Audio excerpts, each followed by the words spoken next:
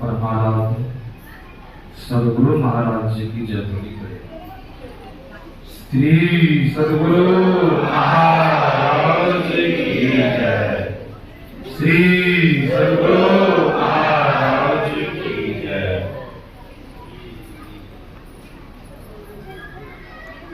वंदो गुरुपद कंद कृपा सिंधु रूप हरि महामोह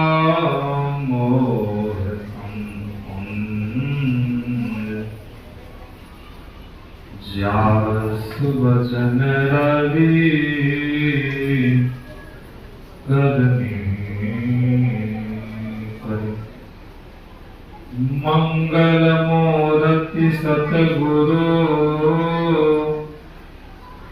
मिलवे सर्वाधार मंगलमय मंगल दिनवो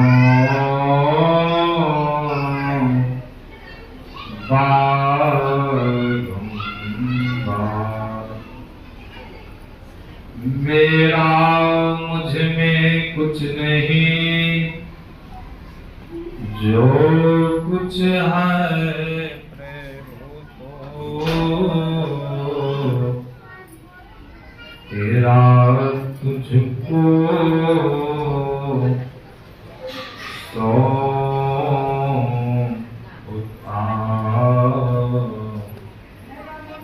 क्या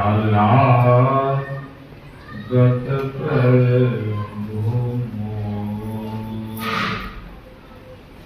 श्री सदगुरु महाराज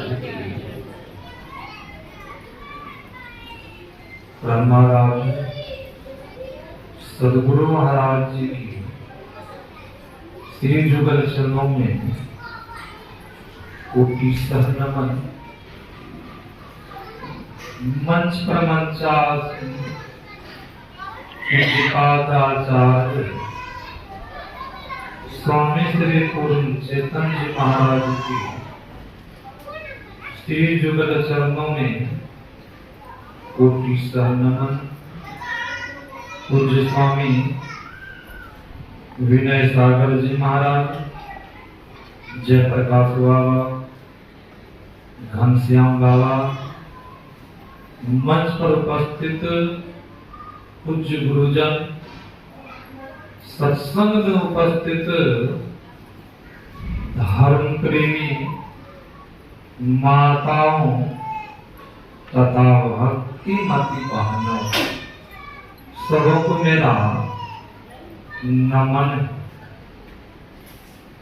अभी हम लोग बाबा लोगों के द्वारा सुन रहे सत्संग की विशेषता क्या है, सत्संग की महिमा क्या है, सत्संग करने से जीवन में लाभ क्या होता।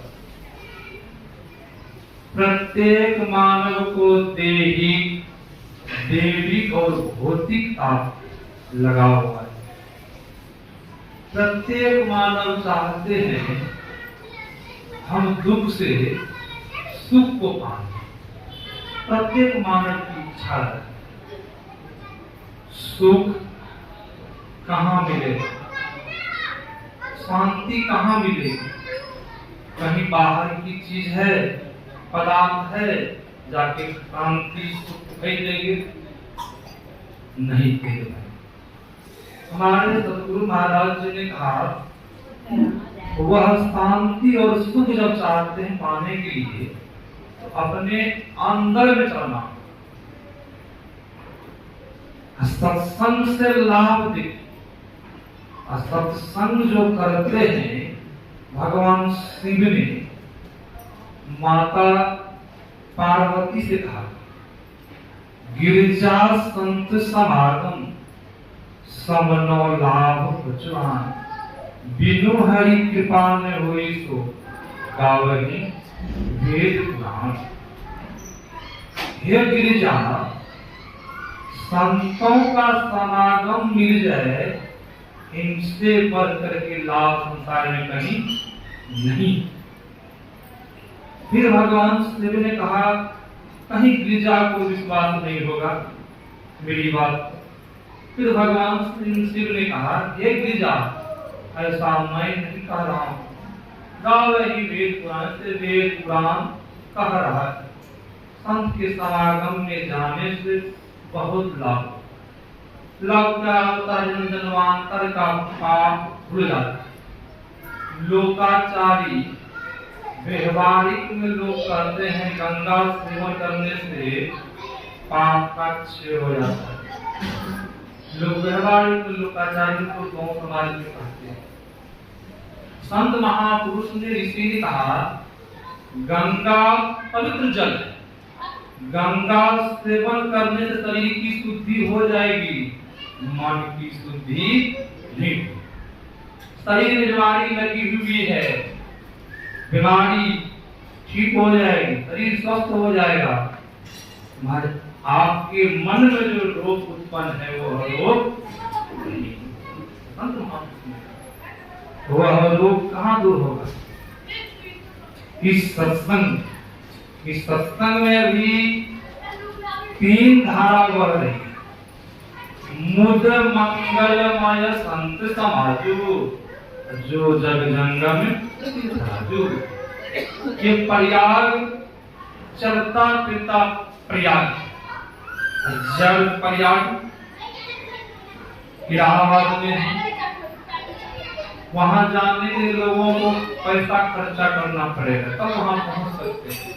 ये प्रयाग जो है, ये जंगल जो है, चलता फिरता सब देश में सब जगह आसानी से लोगों को मिल जाता है।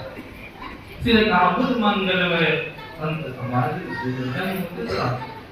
राम भगति जहां सुरसरी धारा, सरसई ब्रह्म विचार प्रचारा, विधि निषेधमय कलिमल हरणी, अकारम कथारवि नंदनी हरणी। गोस्वामी जी महाराज ने कहा, जिस संप्रदाय में, जिस मजहब में, जिस सत्संग में राम भक्ति की चर्चा होती है, तो सज्जनों सोचना चाहिए, हम लोगों को विश्वास करना चाहिए, उस सत्संग में गंगा की धारा बह रही है। जहाँ राम भक्ति की चर्चा हो रही है, राम भक्ति की चर्चा हो रही है, हम लोगों के यहाँ मंत्र में राम भक्ति की चर्चा होती है, कर्तव्य अकर्तव्य की चर्चा होती है, और अंत में ब्रह्म की चर्चा होती है। गोस्वामी जी महाराज कह रहे हैं, जहाँ राम भक्ति की चर्चा होती है, तो सोचिए गंगा की धारा बह रही है। उस गंगा की धारा में हम लोग गोता लगा रहे हैं, नहा रहे हैं। फिर गोस्वामी जी महाराज ने कहा, जिस सत्संग में, जिस कथा में कर्तव्य, हम लोग सुने कर्तव्य अकर्तव्य, बहुत तो सत्संगी बिहार प्रांत में, यूपी में मेरे पास प्रणाम करने के लिए आते, बुजुर्ग सत्संगी, महाराज हम तो संतरीवाद से दीक्षा लिए, महाराज हम तो कुछ साहिवाद से भजन वेद लिए, महाराज हम तो गुरु महाराज जी से ही दीक्षा लिए, भजन वेद लिए। जब प्रणाम करते हैं, जब प्रणाम करके लौटने जाने लगते हैं, जब उनका कहीं हाथ देखते हैं, जैसे प्रणाम करो हाथ टूट प्रणाम करते हैं, जब हाथ टूटता है हाथ पर चिन्ह रहता है, तो मैं पूछ देता हूँ चिन्ह का है बाबा? अब शर्मा जाते, तो सबसे बुजुर्ग सत्संगी है, बाबा क्या पता है, सब जगह झूठ बोल लेते हैं, बाबा सामना कैसे झूठ बोलेंगे? बाबा आपसे क्या कहें? कभी कभी मैं कहीं तमाम कुछ खाता हूँ, सज्जन वगैरह विचार कीजिए, गुरु महाराज जी से दीक्षा लीजिए, उनसे दीक्षा लीजिए, कहीं नहीं टूटा, सत्संग हो जाएगा। सतगुरु महाराज जी ने कहा, जिनका मन चंचल है उनसे भजन होने वाला नहीं। नहा लेने से क्या होता है? मन चंचल होता है। बहुतों को देखते रोड पे पिटाई हो जाती है, लोग कहते हैं महाराज का मन चंचल हो गया इसलिए पिटाई हो गई, ऐसा करते हैं। नशा ले रहे मन चंचल हो रहा, ध्यान देना आपको ध्यान नहीं। वही संत महापुरुष कहते हैं जिस सत्संग में कर्तव्य और कर्तव्य की चर्चा, हम लोग मनुष्य का शरीर किस लिए मिला है, क्या खाने के लिए मिला है, क्या पीने के लिए मिला है, किस तरह रहने के लिए मिला है, जिस संप्रदाय जिस मजहब में कर्तव्य और कर्तव्य की चर्चा होती है, गोस्वामी महाराज कर रहे हैं, वहां सोचिए यमुना जी की धारा बह रही है, उस यमुना की धारा में हम लोग स्नान करते। फिर गोस्वामी जी महाराज ने कहा जहां ब्रह्म की चर्चा होती है, निर्गुण ब्रह्म, परमात्मा का क्या स्वरूप है, परमात्मा कहाँ रहते हैं, जिस कथा जिस सत्संग में ब्रह्म की चर्चा होती है, तो सोचिए उस सत्संग में सरस्वती की धारा बह रही है। उस सरस्वती की धारा में हम लोग स्नान कर रहे हैं। 3 धारा के बाद हम लोग सुन लिए ना, इस त्रिवेणी संगम में हम लोग स्नान करते हैं। संत महापुरुष ने कहा त्रिवेणी संगम नहाने से शरीर की शुद्धि होती है, मन की शुद्धि नहीं होती है। और वो लोग स्नान करते हैं, तीर्थ भ्रमण करते हैं। वेद में आया है सबसे उत्तम काम मनुष्य के लिए है ध्यान, मध्यम काम है स्वाध्याय शास्त्र पुराण पढ़ना, अधम काम है मंत्र का जप करना, अधम काम है तीर्थ भ्रमण करना। और कहीं मन नहीं लग रहा है, मन उनको गया है एक जगह रहते रहते तीर्थ भ्रमण करने से, और तो तीर्थ भ्रमण करने से भी पुण्य होता है, यदि पुण्य नहीं होता है पुण्य आता है, जितना आत्मा वही तो तीर्थ में जाते थे उनसे भी पुण्य होता है, जितना पुण्य होना चाहिए उतना पुण्य नहीं होता। तो लोग सुन रहे थे, गोस्वामी जी महाराज ने कहा मच्छन फल देखिए तब काला काल को होली विक्रम प्रलय, सुन रहे थे ना। इस वर्णित चित्राज में कौवा आ जाए, कौवा कोयल हो जाएगा। कौवा जब श्री यहाँ बोलते हैं तो लोग अशुभ मानते हैं न, कौवा को लोग भगा देते हैं। और कहीं जब कोयल बोलती है तो कोयल को भगाते नहीं भगाते, उनकी बोली मिठास होती है, कौवे की बोली मिठास नहीं होती है, इसलिए उनको लोग भगा देते हैं। वही गोस्वामी जी महाराज ने कहा इस सत्संग में, इस तीर्थ में कौवा आ जाए तो कोयल हो जाएगा।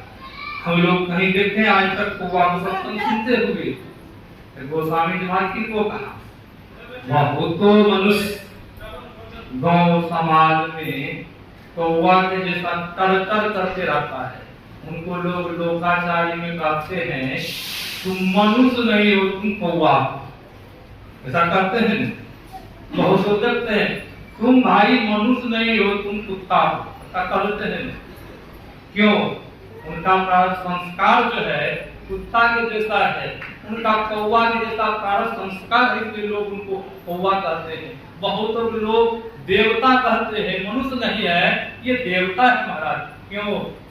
वह देवलोक से आया है, उसका संस्कार नहीं मिटा है, वह पक्षी की योनि से आया है, उनका संस्कार नहीं मिटा है, वह पशु की योनि से आया है, उनका संस्कार नहीं मिटा है, उनका संस्कार है, इसलिए लोग उनको कहते हैं तुम वैध हो, तुम गधा हो। तो गोस्वामी जी महाराज ने कहा ऐसे मनुष्य कहीं सत्संग में आ जाए, सत्संग को सुन ले और जब जीवन में उतार ले तो वह कौवा नहीं रहेगा, तब क्या बन जाएगा? कोयल बन जाएगा। फिर गोस्वामी जी महाराज ने कहा कौवा कोयल बन जाएगा और बगुला हंस बन जाएगा। बगुला हिंसक प्राणी है। गोस्वामी जी महाराज ने कहा जो मीट मांस इत्यादि को खाने वाले हिंसक प्राणी कहीं सत्संग में आ जाए, सत्संग को सुन ले तो वह हिंसक नहीं रहेगा, तब क्या बन जाएगा?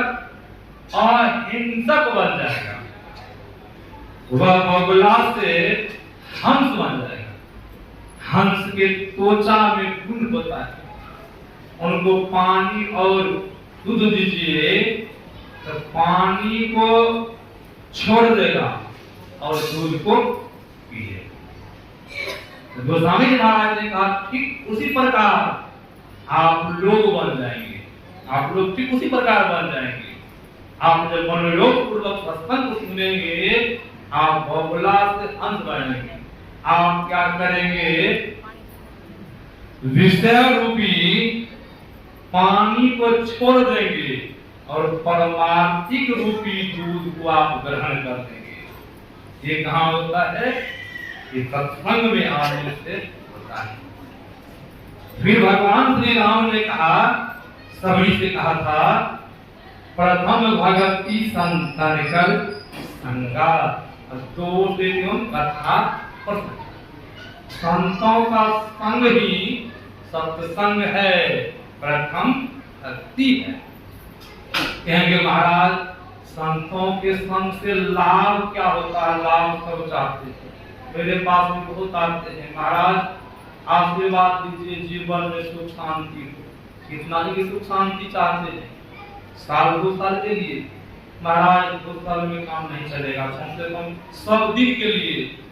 कभी जीवन में दुख नहीं, जीवन में आनंद ही आनंद हो। ऐसा कब होगा?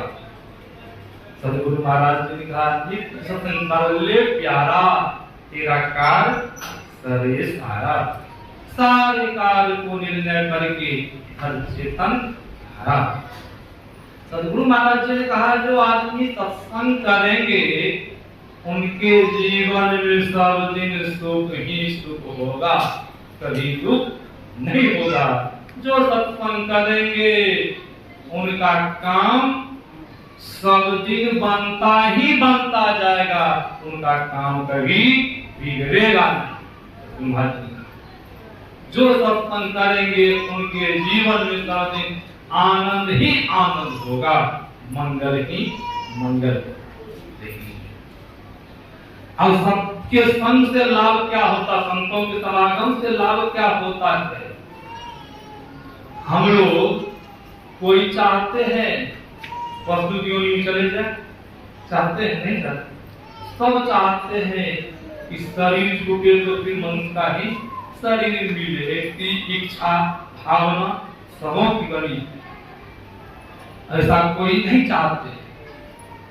समर्थ रामदास जी महाराज जंगल से गुजर रहे थे।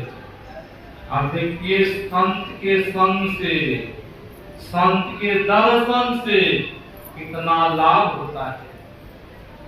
आप लोग जब इस कथा को सुनेंगे तो आप लोग भी मनोयोग पूर्वक सत्संग करना शुरू कर देंगे। बहुत वो सत्संगी है, भजन वेद लिए है।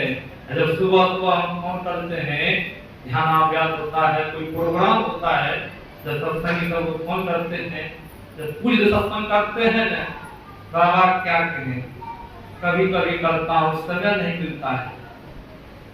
सज्जनों, संत महापुरुष ने कहा, गोस्वामी महाराज ने कहा, शरीर छोड़ने के बाद बहुत लंबी आयु, बहुत लंबी यात्रा है। अभी तो 100 वर्ष की अवधि है आयु, किसी 50 वर्ष की, किसी की 60 वर्ष की आयु। शरीर छूटने के बाद बहुत लंबी आयु, बहुत लंबी यात्रा। कहेंगे लंबी यात्रा क्या? सज्जनों, शरीर छूटा, आप पहाड़ की ओर चले जाएंगे, आप वृक्ष की ओर चले जाएंगे। कितनी लंबी आयु, कितनी लंबी यात्रा। विचार होता क्या है? समर्थ रामदास जी महाराज जंगल से गुजर रहे थे।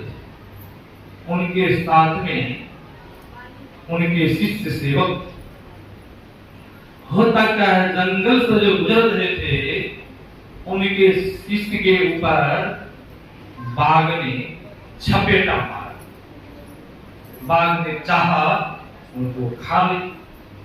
शिष्य आवाज लगा, चिल्लाते। गुरुजी आगे थे, उलट के देखते, अरे एक अनर्थ हो जाएगा, कहीं इनको बाघ खा लेता भी इनके माता पिता को क्या हम कहते? पूछते हमसे, आपकी सेवा मैंने पुत्र को दिया था, महाराज आप पुत्र कहाँ दिए? उनको क्या जवाब देते? सज्जनों, समर्थ रामदास जी महाराज ने उस बाघ को क्या किया? बाघ का कान पकड़ लिया। ये संत में कितनी शक्ति होती।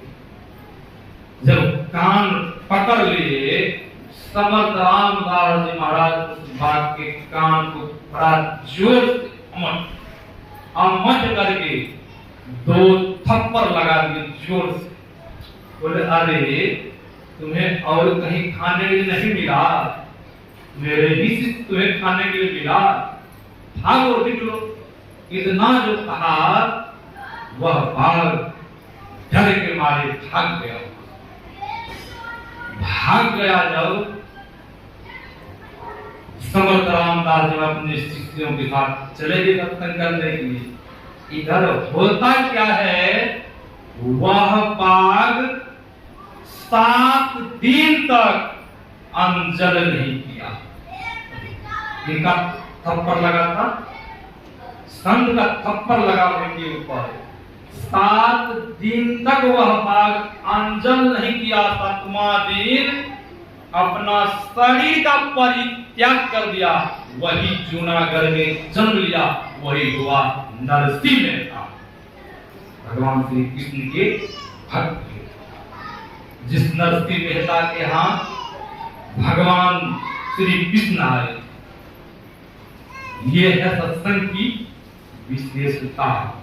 सत्संग साधु संत महात्मा का थप्पड़ लगा, वस्तु शरीर का परित्याग हो गया, उसका शरीर मिल गया।